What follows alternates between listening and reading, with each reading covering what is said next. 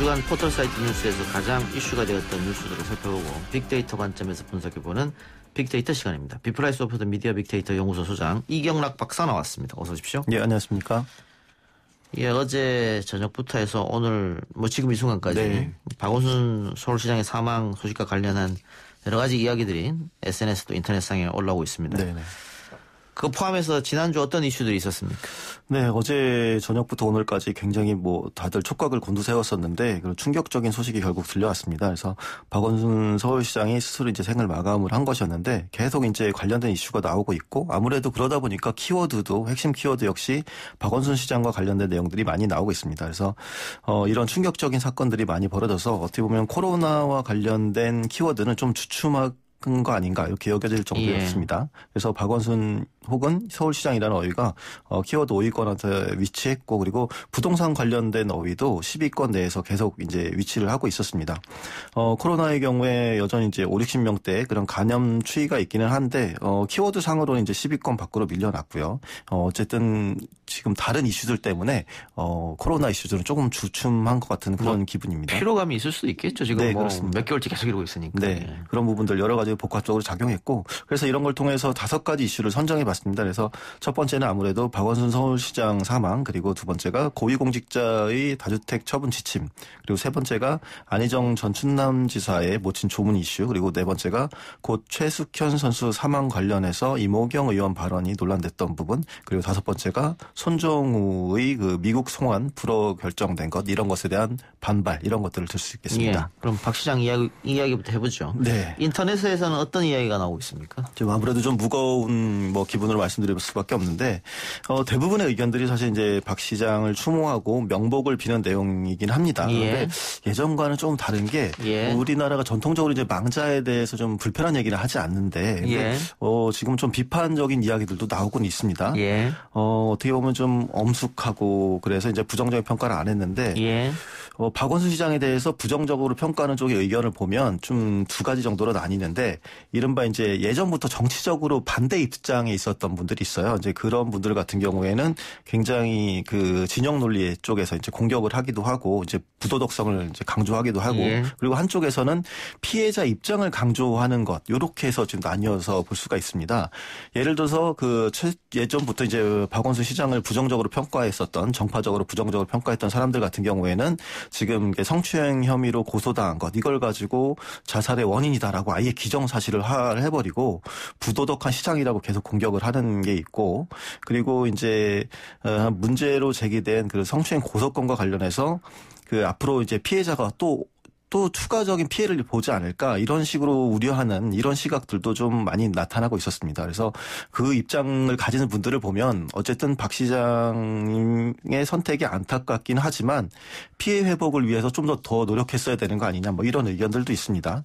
그리고 다른 쪽으로 이제 좀 튀어서 나타난 의견은 뭐냐면 성추행 피해자를 일종의 가해자처럼 여기는 그런 내용들 혹은 음모론으로 몰아가는 것들 이런 시각들도 나타나고 있습니다. 그래서 그 커뮤니티 사이트에서 보게 되면 스스로가 여자라고 밝히는데 어떤 내용이냐면 성추행 피해자가 이렇게 몇 년도에 근무했고 무슨 일을 했고 비서 직고 이렇게 봤을 때 어떤 사람인지 이제 곧 특정할 수 있겠다. 그러니까 이 사람을 꼭 참교육시켜주겠다. 이런 게시물이 나오고 이게 또 계속 공유되고 있는 상황입니다. 그러니까 당신 때문에 박 시장이 사망한 거 아니냐. 네네. 그러면서 신상털기를 하고. 네, 그렇습니다. 그 과거부터 이래왔는데 왜 지금에서 문제를 제기하느냐. 네. 다른 이유가 있는 거 아니냐. 네네. 이러면서 2차 가해를 한다는 거죠. 네, 그렇습니다.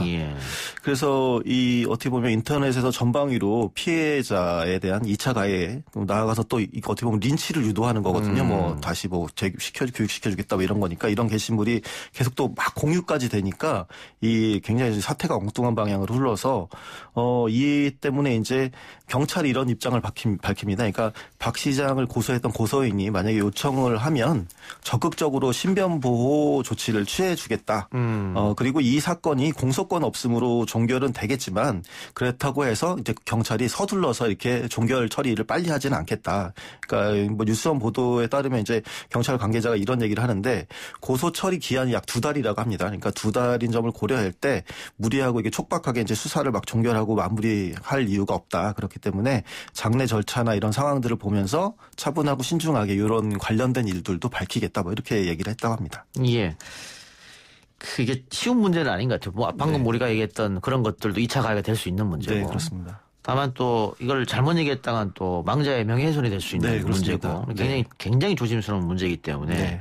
접근을 한쪽으로만 정해놓고 하기 참 어려운 네, 그렇습니다. 그런 상황인데 박 시장의 사망이 이 고소와 연관돼 있다. 네, 100% 그렇게 볼 수도 없는 노릇이잖아요. 네, 지금 상황에서는. 네, 그렇습니다. 그런데 그 우리 언론이 그렇게 쓰는 곳이 좀 많다면서요. 예, 그렇습니다. 그러니까 지금 보도되는 내용들만 보더라도 사실 그걸 기정사실화하고 있거든요. 그러니까 사실 언론이 스스로 제정한 자살보도 준칙을 보면 이런 내용이 있습니다. 그러니까 자살 동기를 단순화한 보도는 매우 위험하다 이렇게 돼 있습니다. 그러니까 그 내용이 뭐냐면 자살의 원인에 대해서 이렇게 함부로 추정을 하지 말아야 된다. 그러니까 예를 들어서 이제 박원순 시장이 뭐 성추행 혐의로 피소된 다음 날 유서 같은 형태의 뭐 이제 글을 간단히 남기고 이렇게 삶을 등지긴 했는데 이제 그 문제를 단순히 자살의 원인이 이제 그 성추행 그런 피소 때문이다 이런 식으로 보도를 해서는 안 된다는 것이죠. 그러니까 사실 알고 보면 뭐 평소에 박 시장님이 그 삶의 근원적인 뭐 실존적인 문제를 고민했을 수 있고 그리고 어떻게 보면 또 밝히지 않았지만 가족이나 혹은 친구와의 좀 불화나 이런 것일 수도 있고 여러 가지가 있을 수 있는데 이런 것들을 하나의 이슈 뭐 피소 성추행 피소 이런 것만 해서 설명하고 연관성을 아주 단정지어서 얘기하는 것들 이런 것들은 사실은 자살 보도에 있어서 그 좋지 않고 위험한 그런 방식이다. 뭐 이렇게 스스로들이 준칙을 전환하는 바가 있습니다. 예, 스스로 정했습니다만 스스로 어기는 경우도 있고. 네.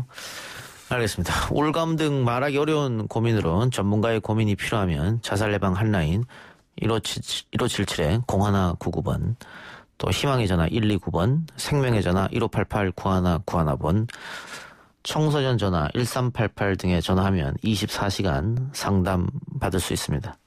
혹시 주위에 결호하시거나 우울증을 앓고 있는 분이 있다면 알려주시기 바랍니다. 자, 박 시장의 장례를 서울특별시장으로 치를 예정이라고 서울시가 밝혔습니다만 네. 이 문제에 대해서도 갑론을박이 있습니다. 당장 미래통합당 전현직 의원들도 안 된다 이렇게 한 것 같아요. 네, 그렇습니다.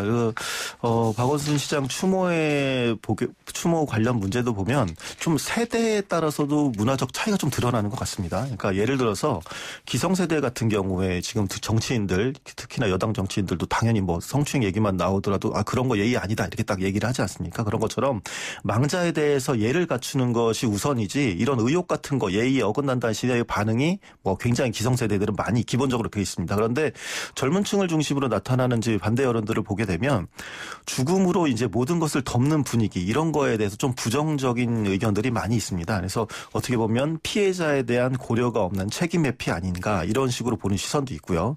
그래서 이것 때문에 이제 뭐 서울시에서 이 서울특별시장으로 이제 치르겠다라고 얘기를 이제 밝혔는데 오늘 청와대 국민청원 게시판을 보게 되면 박원순 씨 장례를 5일장 서울특별시장으로 하는 것에 반대합니다. 라는 제목의 청원이 게재되었고 그게 벌써 10만 명을 넘게 이렇게 되어 있었거든요. 근데 이런 전반적인 논의에 있어서 이제 서울특별시장 뭐 이런 그런 공적인 장례에 있어서 그 좀 간과하고 있는 부분들이 사실 그런 장례를 치를 때 공무 중인가 아니면은 사적인 것인가 그렇게 해서 세상을 떠난 것인가 이런 것들도 좀 기준이 돼야 될 텐데 그런 내용들은 또 없이 지금 서울시에서 그렇게 밝힌 것에 대해서 좀 다시 또 갑론을박이 나오고 있습니다. 서울시 입장은 뭐 논란이 있긴 하지만 어쨌든 서울시를 위해서 10년 봉사하고 희생한 것도 네네. 참조했다 이렇게 얘기하는 것 같아요. 네, 그렇습니다. 예, 그 부분도 간과해서는 안 되겠죠. 물론. 네, 그렇습니다. 예, 장례 이야기 나왔으니까 얼마 전 안희정 전 충남지사 모친의 장례식이 있었는데 네.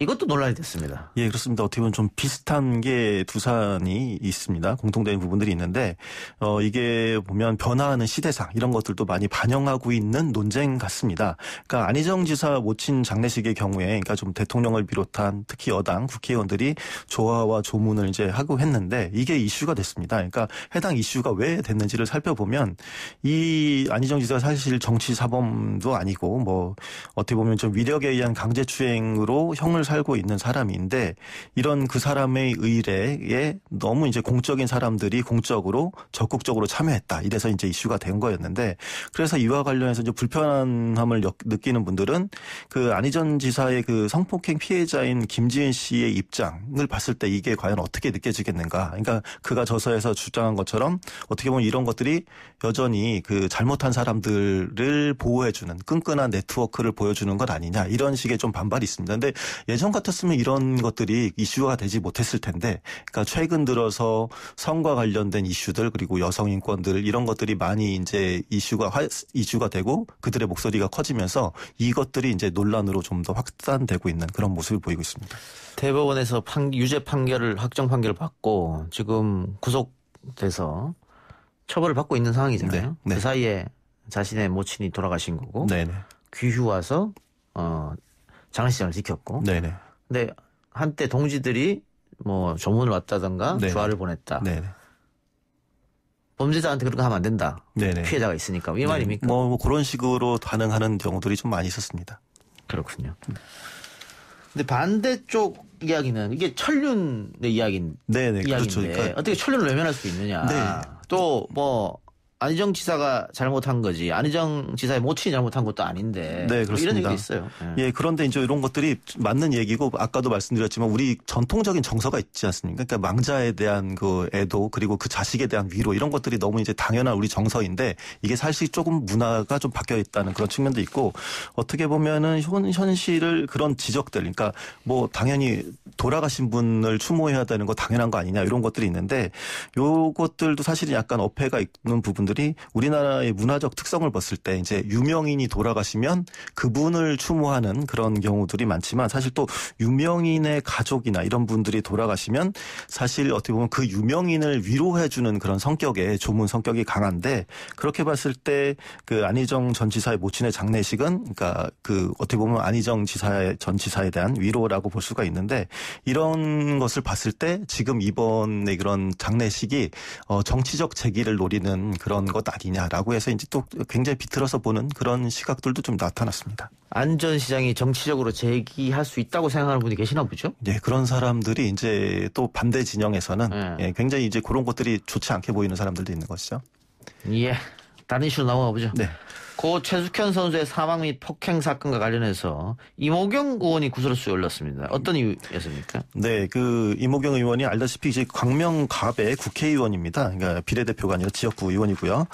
국가대표 핸드볼 선수 출신인데 아무래도 이제 본인이 국가대표 체육계 대표였으니까 그러다 보니까 체육계 이슈에 대해서 더 적극적으로 목소리를 내게 되었습니다. 그래서 그런데 이번에 이제 좀 어떻게 보면 본인이 적극적으로 나서서 조율을 하려고 했을 텐데 그 조율 과정에서 좀 문제가 좀 나왔습니다. 그래서 피해자인 고 최숙현 선수의 가족에게 했던 발언들이 이제 언론을 통해서 공개가 됐는데 뭐 대표적인 것들이 그런 겁니다. 오히려 최숙현 선수, 고 최숙현 선수를 뭐 걱정하는 그런 것들이 아니라 가해자를 걱정을 하거나 혹은 뭐 최 선수의 뭐 남자친구 얘기를 물어본다던가 정신적 문제가 있지 않는 뭐 이런 질문 그리고 또 유가족한테도 왜 부산에 그냥 뒀느냐 이런 식으로 탓하는 발언들을 했는데 이런 것들이 조금 문제가 되었습니다.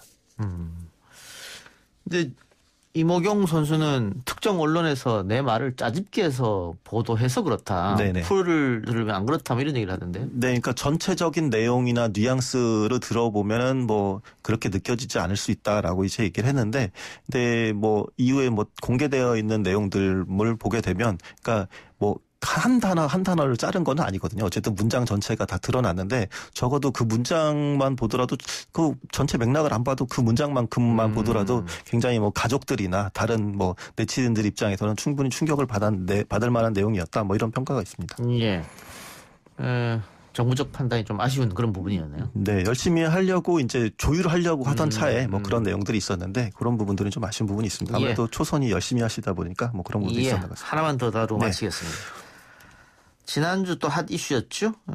다크웹을 통해 아동 성착취물을 유포한 손정우. 네네. 미국 소환이 불허가 됐습니다. 네, 그렇습니다. 그래서 많은 분들이 여기에 분노를 했어요. 네네.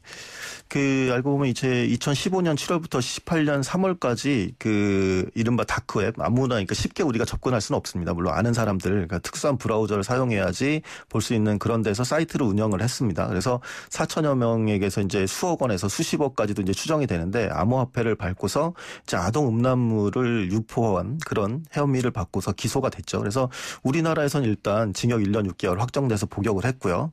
그리고 추가적으로 이제 혐의가 나온 게 자금 세탁 등의 그런 범죄 수익 은닉에 대한 내용들이었는데 이 부분에 대해서 미국에서 그런 혐의에 대해서 우리 쪽으로 와서 수사 내용들을 가지고 재판받게 해달라 이렇게 요청이 왔는데 그런데 이에 대해서 서울고등법원이 지난 6일에 이렇게 얘기를 합니다.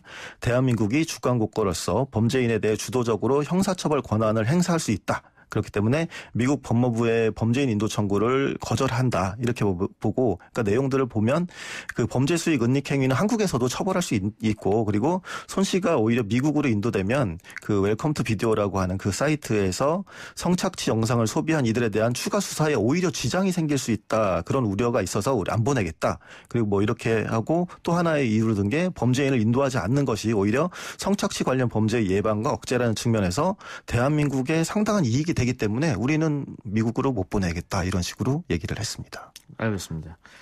그런데 문제는 이런 판단을 한 판사한테도 비판이 이어지고 있더라고요. 예, 이제 방금 얘기한 근거들이 좀 일반적으로 납득하기 어려운 내용들이었습니다. 그래서 이 판결을 했었던 게 이제 그 판단을 내린 것이 강영수 서울고법 수석 부장 판사였는데 이분이 이제 대법관 후보입니다. 근데 그 후보 자격을 박탈해달라는 청원의 글이 올라왔습니다. 그러니까 이런 판단, 일반적으로 납득하기 어려운데 이렇게 해서 왜 안 보냈느냐 하면서 그것들을 또 다시 또 청원을 올렸습니다. 대법관 훈련으로 부적하다. 이렇게 했는데 오늘 보니까 이미 또 이것도 45만 명을 넘어선 상태였습니다. 예.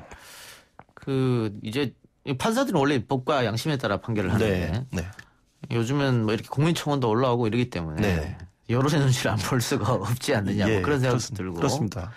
그래서 이제 법관 탄핵 제도에 대한 이야기들도 많이 나오고 있고 그리고 이제 사람들이 이제 많은 시민들도 이제 법의 요소들을 많이 충분히 이제 교육받고 인식하고 있기 때문에 일반적으로 설득되지 않으면 그 부분에 대해서 굉장히 여론이나 이런 걸로 많이 나오고 있습니다. 특히 이번 판결 같은 경우에는 외신에서도 비난은 가세했더라고요. 네, 그렇습니다. 근데 요즘 뭐 클릭 한 번으로 외신까지 다 읽을 수 있는 시대이기 때문에 그렇습니다. 이런저런 정보를 획득하는 일반 민중들이 이거 예전처럼 기득권들이 독점하던 정보 거기에 그냥 넘어가지 않는다 이 말씀이죠. 네, 그렇습니다.